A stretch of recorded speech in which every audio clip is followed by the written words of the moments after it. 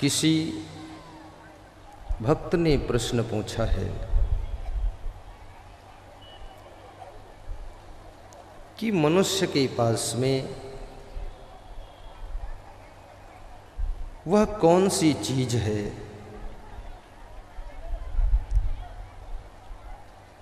जिसके न होने से मनुष्य को ना तो यश मिलता है, ना कीर्ति मिलती है, ना सुख मिलता है, ना शांति मिलती है। वह कौन सी चीज है जिसके बिना मनुष्य टेंशन में रहता है, तनाव में रहता है, दुखी रहता है, परेशान सा रहता है, और वह चीज कहाँ मिलती है, कैसे मिलती है? तो कबीर साहब कहते हैं वह चीज ऐसी है, वो ना तो पैसे से मिलती है, न उधार मिलती है, न जबरदस्ती मिलती है, न बेईमानी से मिलती है, न किसी को छीनने से मिलती है, न दबंगई से मिलती है। वह चीज फ्री ऑफ कास्ट मिलती है। वो गरीब को भी मिल सकती है, अमीर को भी मिल सकती है, महल वालों को भी मिल सकती है, जंगल वालों को भी मिल सकती है, गृहस्थ को भी मिल सकती है, विरक्त को भी मिल सकती है, नेता को भी मिल सकती है, बिजनेसमैन को भी मिल सकती है। वह चीज़ स्वतंत्र है और फ्री है, और उसको कितना ही ले लो कम भी नहीं पड़ती है, लेकिन फिर भी वो चीज़ से लोग वंचित रह जाते हैं। ये बड़े आश्चर्य की बात है। वह कौन सी चीज़ है जिसके पास में वो चीज़ आ जाती है, वह सुखी भी हो जाता है, हर समय मुस्कराता रहता है, उसका यश फैलता है, खुशबू फैलती है, उसका नाम भी होता है, मरने के बाद भी उसका नाम रहता है। लाखों लोग उसको देखना चाहते हैं, करोड़ों लोग उसको सुनना चाहते हैं, और उसके घर में भी शांति रहती है, उसकी उन्नति भी होती है, प्रगति भी होती है, उसका यश भी होता है, उसकी कीर्ति भी होती है, और वो हर तरह से सफल भी होता है। वह चीज़ केवल खो जाती है तो सब जीरो पर आ जाता है। वह चीज़ कौन है, ये बात आज बताऊंगा। और ये मैं क्या बताऊंगा, ये तो कबीर साहब से पूछी गई है बात, कबीर साहब ही बताएंगे। तो कबीर साहब क्या कहते हैं, बड़ी अच्छी बात कबीर साहब कह रहे हैं। मानुष तेरा गुण बड़ा, मानस न आवे काज, हाण न होते आभरण, तो न बाजन बाज, तो न बाजन बाज। मानुष तेरा गुण बड़ा, मानस न आवे काज। बड़ी मार्मिक बात है। साहब कहते हैं मानो तेरे गुण ही तुझको बड़ा बनाते हैं। मानवता के गुण के कारण ही तू मानव कहलाता है। जैसे शक्कर में से मिठास निकाल लो तो शक्कर का नाम खत्म हो जाता है, नमक में से नमकीनपन निकाल लो तो नमक का अस्तित्व खत्म हो जाता है। और याद रखना, इसी तरह से मानव में से मानवता का गुण निकाल लो तो मानव का भी व्यक्तित्व खत्म हो जाता है, मानव का व्यक्तित्व खत्म हो जाता है। एक हलवाई की दुकान में रसगुल्ले सजे हुए रखे थे। रसगुल्ले थाल में गुलाब जामुन जैसे होते रसगुल्ले, और हलवाई ने अच्छी तरह से थाल में सजा कर जमा कर रखा था। दुकान सजाने से ग्राहकों की संख्या बढ़ जाती है। और दुकानदार यदि स्वयं को सद्गुणों से, सदाचार से सजा ले तो खरीदार लोगों की संख्या बढ़ जाती है। क्योंकि दुकान पर ग्राहक का आना ये किस्मत की बात है, लेकिन तुम्हारा सामान खरीद कर ले जाना ये तुम्हारी कलाकारी की बात है। ग्राहक आते तो बहुत हैं, लेकिन सामान तुम्हारी कलाकारी से ही बिकता है, ऐसे कोई खरीद कर नहीं ले जाता। कितनी दुकानों पर लोग कहते हैं ग्राहक आते हैं, देखते हैं और चले जाते हैं। तो आए तो तुम्हारी किस्मत से है, अब चले गए इसलिए कि तुम में हुनर नहीं। उनको आकर्षित करो, सामान बेच सको। मनुष्य की जिंदगी में बहुत बार बड़े कलाकार लोगों का आना होता है, वो किस्मत से आ जाते हैं, लेकिन उनको संभालना अपने हुनर से पड़ता है। लोग आकर के फिर निकल जाते हैं, वे तुम्हारे पास टिक नहीं पाते हैं, क्योंकि आप में वो कला नहीं है कि उन कलाकारों को संभाल करके रख सको। जो कलाकार को संभाल करके नहीं रख सकता है वो जिंदगी में सफलता ज़्यादा हासिल नहीं कर सकता है। क्योंकि भगवान श्री राम ने कितने कितने योग्य लोगों को संभाल कर रखा था, तब रावण जैसे बलशाली के ऊपर भी विजय प्राप्त कर लिया था। संभालना ही बहुत बड़ी कला है। जिसको संभालना आता है वह व्यक्ति हर कदम पर विजय हासिल करता है। जो लोगों को संभाल नहीं पाता है वो अपनी जीत को भी हार में बदल देता है।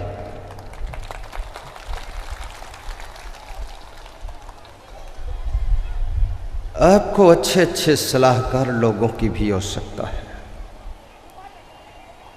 क्योंकि मनुष्य कोई अकेला डिसीजन लेता है तो उसको कन्फ्यूजन भी रहता है कि इसमें कोई सलाह का सपोर्ट दे दे। तो मैं बता रहा था कि एक हलवाई अपनी दुकान में रसगुल्ला थाल में सजा कर रखा था। जो ग्राहक निकलता था रसगुल्ला देख करके ललचा जाता था और दुकान पर आकर के हर कीमत देकर रसगुल्ला लेकर खा लेता था। सामने रास्ता था, रास्ते में कुछ मजदूर अपनी पीठ पर शक्कर की बोरियां लेकर जा रहे थे और एक बोरी कोई कमजोर मजदूर लेकर वहीं गिर पड़ा। तो रसगुल्ले को हंसी आ गई। जो अंदर हलवाई की दुकान में थाल में सजा हुआ बैठा था, रसगुल्ले ने हंसकर कहा, ये चीनी बहन, क्या तेरी जिंदगी है और क्या मेरी जिंदगी है। तू खेत में गन्ने के रूप में पैदा हुई, फैक्ट्री में जा करके तेरी पेराई हुई, तेरे रस को खौला करके तेरा निर्माण हुआ और बोरियों में पैक होकर के गोदामों में पड़ी रही। अंधेरे में कितने महीनों तेरी जिंदगी गुजरी। फिर ट्रकों में लाद करके मार्केट में पीठ पर गंदे मजदूरों के पीठ पर लद कर घूम रही है। न जाने कितनी बार उठाई जाती है, पटकी जाती है। क्या तेरी जिंदगी का अपमान है। और दूसरे देख तू मेरी जिंदगी, मैं हलवाई की दुकान में थाल में सजा हुआ बैठा हूँ, कितना सुंदर लगता हूँ। जो भी आता है मुझे देख करके मुग्ध हो जाता है और हर कीमत चुका करके मुझे खरीद करके ले जाता है और खाता है। क्या मेरा सम्मान है और क्या तेरा अपमान है। ऐसी बात रसगुल्ले ने बड़े नाज नखरे के साथ कहा तो चीनी बहन से रहा ना गया। कुछ लोग ऐसे होते ना, कोई कुछ कह दे तो उनसे रहा नहीं जाता, सहा नहीं जाता है, फिर कुछ न कुछ जवाब दे ही देते हैं। लेकिन हर आदमी की बात का जवाब नहीं देना चाहिए, याद रखना, क्योंकि जवाब भी बड़ा खतरनाक होता है। सबकी बात को काटना भी नहीं चाहिए। बात तो काट दोगे, तर्क तो कर दोगे, लेकिन याद रखना भविष्य में तुम्हारा बहुत कुछ कट सकता है। इसलिए कृपया बात काटने की आदत को भी कंट्रोल कीजिए। जो पत्नी अपने पति की बात को बहुत काटती है, जो पति अपनी पत्नी की बात को सुनता ही नहीं है, जो बेटा अपने पिताजी की बात को काट देता है, जो बहू अपने सासू का सम्मान नहीं करती है, हर बात में तर्क करती है, जो आदमी हर किसी के काम में नोक झोंक करता है, अंगुली लगाता है, ऐसे लोग समाज में कभी सम्मान नहीं पाते हैं, आदर नहीं पाते हैं। बात को सहना भी सीखो, और बात को काटने से भी खतरा होता है, लेकिन कहीं कहीं बात का थोड़ा जवाब भी देना चाहिए। पर ये तौलो कहाँ जवाब देना उचित है। तो चीनी बहन ने जोर से कहा, ये रसगुल्ले भाई बड़े नखरे के साथ में मेरा अपमान कर रहे हो। बहुत सारी बातें तुमने मेरे ऊपर सुना दिया है, मैं सब सुनती रही, लेकिन अब मैं भी कुछ बोलना चाहती हूँ। तुमको लोग रसगुल्ला तब तक कहते हैं जब तक मैं तुम्हारे साथ में हूँ। जिस रोज मैं तुम्हारा साथ छोड़ दूंगी, उस रोज तुमको कोई रसगुल्ला नहीं कहेगा, उस रोज केवल गुल्ला गुल्ला रह जाओगे। रस तो मेरे में ही है, तुम तो केवल गुल्ला हो, मैं तुम्हारे साथ हूँ इसलिए रसगुल्ला हो। भाइयों बहनों, याद रखना, इसी प्रकार से मनुष्य के अंदर भी जो मानवता के गुण का रस है, इसीलिए इसका नाम मानव है। अगर मानवता का रस निकाल लिया जाए, मानवता की चीनी निकाल दी जाए, तो इसको मानव नहीं कहा जा सकता है। मनुष्य के रूप में ही कंस था, मनुष्य के रूप में हिरण्याकश्यप था, मनुष्य के रूप में ही रावण था, कुंभकर्ण था, लेकिन उनको राक्षस कहा गया। मनुष्य के रूप में राम थे और कृष्ण भगवान थे, मनुष्य के रूप में कबीर साहब थे, उनको महान पुरुष और भगवान कहा गया। जिनमें गुण थे वह महान कहलाए, जिनमें अवगुण थे वह राक्षस कहलाए। इसलिए गुणवान बनने की जिंदगी में बहुत बड़ी आवश्यकता है। आज आप देखते हैं कि हर पति चाहता है कि मैं जैसा हूँ तैसा हूँ, लेकिन मेरी पत्नी गुणवान होनी चाहिए, मेरा पति गुणवान हो, मेरा बेटा बहुत गुणवान हो, मेरा ड्राइवर भी गुणवान हो और मेरा भाई भी गुणवान हो। तुम गुणवान को ढूंढ रहे हो, तुम गुरु भी बनाते हो तो भी जो ज़्यादा गुणवान व्यक्ति होता ना, उसको गुरु बनाना चाहते हो। तुम भी छानबीन में लगे हो, लेकिन स्वयं भी तो गुणवान बनो। कबीर साहब कहते हैं, धनवान जो बनता है उसे केवल सुविधा मिलती है। धन से सामान मिल सकता है, धन से सामान मिल सकता है, लेकिन सुख नहीं। धन से सुविधा मिल सकती, लेकिन सुख शांति नहीं।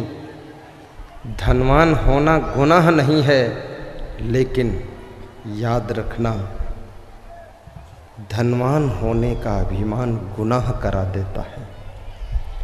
क्या कृष्ण भगवान कम धनवान थे? सोने की द्वारिका उनके पास भी थी। क्या रावण कम धनवान था? सोने की लंका उसके पास भी थी। लेकिन कृष्ण भगवान धनवान होने के साथ साथ गुणवान भी थे, संदीपन गुरु के शिष्य भी थे। रावण धनवान होने के साथ साथ में अवगुणी था, इसलिए रावण का पतन हुआ और कृष्ण भगवान का नाम महान पुरुषों की श्रेणी में रखा गया। धनवान बनो, लेकिन धनवान होने के साथ साथ गुणवान भी बनो। और जब मनुष्य गुणवान बनता है तो उसका यश फैलता है, कीर्ति फैलती है, सम्मान होता है। गुणवान का सम्मान होता है, धनवान को सुविधा मिलती है। और जब धनवान भी किसी महान उद्देश्य के लिए धन का त्याग करता है तो उस धनवान का भी सम्मान होता है त्याग के कारण, क्योंकि उसमें अब त्याग का गुण आ गया है, सेवा का गुण आ गया है। पर सेवा के लिए धन का त्याग करना कोई आसान चीज नहीं है। अंदर जो लोभ महाराज बैठा है, वो देने के लिए मना करता है कि देंगे नहीं, जान चली जाए लेकिन धन नहीं देंगे। जो विचारवान होता है उसको सुख मिलता है, विवेकवान को शांति मिलती है और वैराग्यवान को मोक्ष प्राप्त होता है। विवेक सत्संग से उदय होता है। विचार के बारे में श्री कृष्ण ने श्रीमद् भगवत गीता में कहा है, युक्ताहार विहारस्य युक्त चेष्टस्य कर्मसु युक्त स्वप्नावबोधस्य योगो भवत दुःखः। कबीर साहेब भी कहते हैं, करहु विचार जो सब दुख जाई, परिहरि झूठा केर सगाई। अगर विचार करना सीख लो तो सब दुख मिट सकता है। तुम्हारे पास में विचार की शक्ति कमजोर है, तुम विचार नहीं कर पाते। मैंने सुना है एक सेठ अपने द्वार पर बैठा हुआ रो रहा था और उसकी सेठानी घर के अंदर देसी घी में हलवा तल रही थी। कोई संत उसी समय द्वार पर निकलता है, संत सेठ को रोता हुआ देख करके द्रवित हो जाता है। जो दूसरे को दुखी देख करके द्रवित हो जाए और दूसरे को सुखी देख करके प्रसन्न हो जाए, ये भगवान का लक्षण होता है। पद्म पुराण का ऋषि कहता है, पर दुखेन यो दुखी सुखो यस परश्रियः संसारे अस्मिन् सह विज्ञेय साक्षात् देव हरि स्वयं। भगवान कौन है, हरि कौन है? जो दूसरे के दुख में पिघल जाता है और दूसरों के सुख में खुशियों से भर जाता है। स्वयं तो पैदल जा रहा है, इस बात का दुख नहीं है, लेकिन कोई गाड़ी से जा रहा है, इस बात की प्रसन्नता है कि कम से कम हम पैदल हैं लेकिन कोई तो गाड़ी से जा रहा है, इसको धन्यवाद है, इसने मेहनत किया है, ये गाड़ी से जा रहा है, अच्छी बात है। लेकिन ज़्यादातर सुखी संपन्न व्यक्ति को देख करके हमको ईर्ष्या होती है, जलन होती है। किसी का बनता हुआ मकान देख करके, मकान के लिए गिरता हुआ ईंटा देख करके हर ईंटा की चोट हमारी छाती पर लगती है कि अरे इसका मकान बनेगा अब। ईर्ष्या दुख देती है और ईर्ष्या करने वाले व्यक्ति की आयु कम हो जाती है। ईर्ष्या करने वाले की आयु कम हो जाती है, क्रोध करने वाले का स्वास्थ्य कमजोर हो जाता है, टेंशन में रहने वाले के शरीर में बीमारी बढ़ जाती है, चिंता करने वालों का सुख नष्ट हो जाता है, तनाव में रहने वालों की नींद भंग हो जाती है, और याद रखना ज़्यादा भोजन खाने वालों की बुद्धि का स्मरण कम हो जाता है, और बिल्कुल कम सोने वालों के दिमाग की मेमोरी बहुत घट जाती है। और ये भी याद रखना, ज़्यादा बोलने वालों का सम्मान भी कम हो जाता है। समय पर जो बोलता है और समय पर चुप भी हो जाता है, उसी की बात का महत्व बढ़ जाता है। हर समय बकवास करने वालों की बात को सुनने वाला कोई नहीं रह जाता।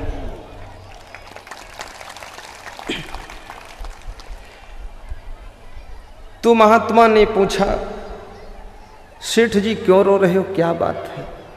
तो सेठ और ज़्यादा रोने लग गए। रोने वाले से तुम पूछो क्या दुख है, तो दुख तो नहीं बताएगा पर और ज़्यादा रोएगा। एक डॉक्टर मुझसे बता रहा था कि मेरी पत्नी कभी थोड़ा सा डांट देता हूँ, कुछ समझा देता हूँ तो रोने लग जाती है। लड़ाई तो नहीं करती पर रोती है। तो मैंने कहा उसको समझा दिया करो। बोले एक बार समझाया था तो 3 दिन तक रोई थी, तो अब समझाता नहीं हूँ। जब रोने लग जाती तो मैं गाड़ी लेकर बाहर निकल जाता हूँ, शाम को आता हूँ, तब तक अपने आप ठीक हो जाती है। किसको समझाना है किसको नहीं समझाना है, इस बात को भी तुम खुद समझ लेना। हर व्यक्ति को शब्दों से समझाकर तुम ठीक नहीं कर सकते हो। समझाने की बहुत कलाएं होती है, और समझाने की कला यदि आ गया तो तो याद रखना आप हर कदम पर सफलता को चूम लेंगे। अगर समझाने की कला नहीं आई तो हर कदम पर तुम्हें हार ही मिलेगी, सफलता का द्वार नहीं खुलेगा। समझाना ही कला है। राजनीति में भी क्या है, कोई राजनीति में काम करता है, चाहे विधायक हो या मुखिया हो या जिला पंचायत हो या कि सांसद हो, राजनीति के लोग समझाते ही तो है। गांव-गांव में जा कर के अपनी बात को समझाते हैं। जो ढंग से समझा देता है, बात समझ में आ गई तो वोट उसको मिल जाती, वो दिल्ली पहुंच जाता है। और जो नहीं समझा गया तो वोट कट गई तो बिल्ली बन जाता है। इसलिए याद रखना, समझाना सब जगह सार्थक है। समझाना सीखो।